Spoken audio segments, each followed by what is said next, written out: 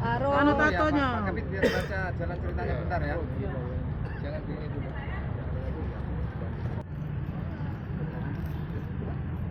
Biar kelihatan kayak di TV Iya. ya, Kak.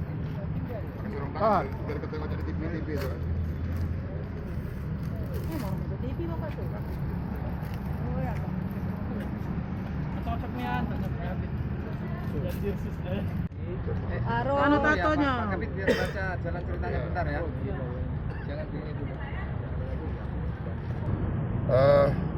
Ini berawal dari adanya informasi dari masyarakat adanya pemalakan di Macan Lindungan, sehingga 4 anggota Polsek IB1 meluncur ke TKP.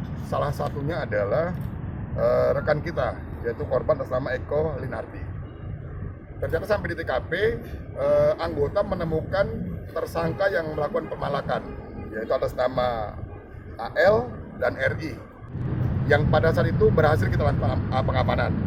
Tetapi tersangka lain atas nama Roni melakukan penusukan terhadap anggota kita dan mengakibat korban terhadap anggota kita, dan yang bersangkutan berhasil melarikan diri keluar. Ya.